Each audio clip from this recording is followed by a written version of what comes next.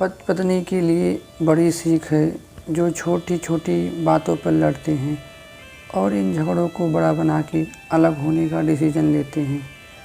प्यार और झगड़ा तो एक सिक्के के दो पहलू की तरह हैं, दोनों को स्वीकार करना होगा, तभी ये पवित्र रिश्ता उसकी मंजिल तक पहुंच पाएगा।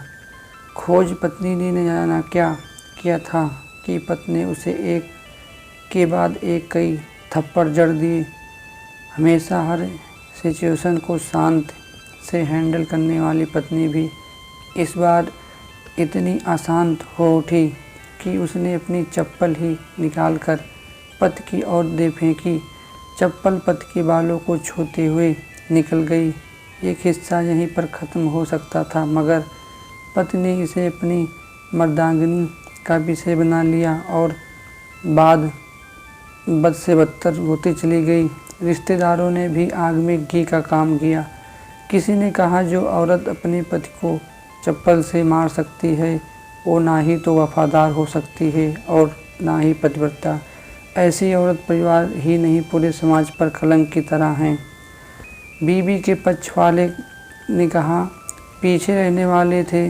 किसी ने कहा 21वीं सदी में भी जो स्त्री के साथ मारपीट करते हैं उन्हें तो जेल भेज देना चाहिए। तो कोई कहता ज़रूर उसको कोई और पसंद आ गई होगी, इसलिए पत्नी से मारपीट करने लगा है। बात कोर्ट तक पहुंच गई। दोनों पक्षों ने एक दूसरे से खिलाफ केस फाइल कर दिया। पति ने चरित्रहीन होने का तो पत्नी ने दहेज और शारीरिक उत्पीड़न का आरोप लगाया।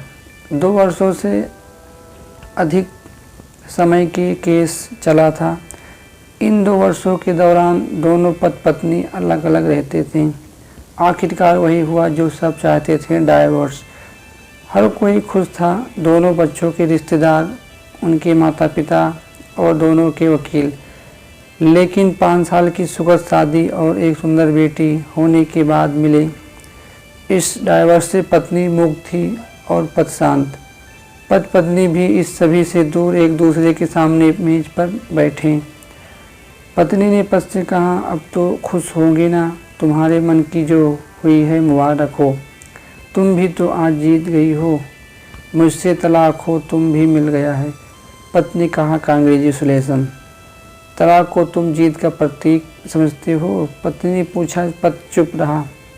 थोड़ी देर की शांत के बाद पत्नी कहा मुझे तुम्हें 5 लाख रुपया अभी और हर महीने 8,000 देने का आदेश है।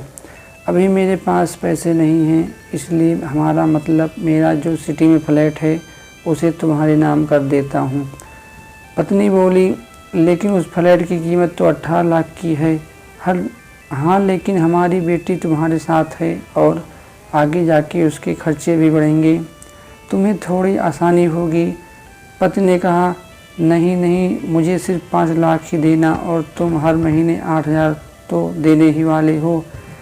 मैं मैनेज कर लूँगी। अगर 5 लाख नहीं है तब भी कोई बात नहीं, पत्नी बोली। पत्नी मौन तोड़ते हुए पूछा अब तुम्हारे कमर का दर्द कैसा है? ज़्यादा तकलीफ़ हो तो नहीं होती? पत्नी हल्का सा मुस्कुराई और बोली अभी भी होता है। वो तो होगा ही, तुम योगा या कसरत भी तो नहीं करती हो। अब किसी गायनेकोलॉजिस्ट को ज़रूर दिखाना होगा। पत्नी कहा तुम बताओ तुम्हारा अस्थमा कैसा है? अब क्या अब भी दौरे पड़ते हैं? पत्नी ने पूछा। हाँ पड़ते हैं, पहले से ज़्यादा, क्योंकि अक्सर इन्हें पर भूल जाया करती हूँ, याद दिलाने के लिए तुम जो नहीं हो अब। पति बोला। पत्नी की आंखों में आंसू आ गए। वो बोली तुम्हें मेरे चरित्र पर सवाल नहीं उठाने चाहिए थे, तो ये परिस्थिति आती ही नहीं। हाँ मैं जानता हूँ तुम बहुत अच्छी हो, मुझसे गलती हो गई, बहुत बड़ी गलती। मैं लोगों के बहकाव में आ गया था। पति बोला तुमने भी तो मुझ पर दहेज का इल्ज़ाम लगाया था। वो बोला गलत था और इस बात का मुझे भी पछतावा हुआ। पत्नी ने कहा। पति कुछ कहना चाह रहा था लेकिन हिचकिचा रहा था। पत्नी ने पूछा, कुछ कहना चाहते हो? वो बोला, क्या सब पहले जैसा नहीं हो सकता? क्या मतलब? पत्नी बोली, मतलब कि हम फिर से पहले की तरह पति पत्नी बनकर, सच्चे दोस्त बनकर नहीं रह सकते? पति बोला, पर ये डाइवोर्स के पेपर दिखाते हुए पत्नी ने कहा, फाड़ देते हैं। पति ने अपने पास रखे डाइवोर्स के पेपर फाड़ते हुए कहा। पति ने भी अपने पास रखे पेपर फाड़ दिए। सभी हैरान थे, वकील, रिश्तेदार और माँ बाप। पति पत्नी दोनों एक दूसरे के हाथ में हाथ पकड़ते हुए और घर की तरफ खुशी खुशी चल दी। दोस्तों, वीडियो अच्छा लगा हो तो चैनल सब्सक्राइब करें और शेयर भी करें।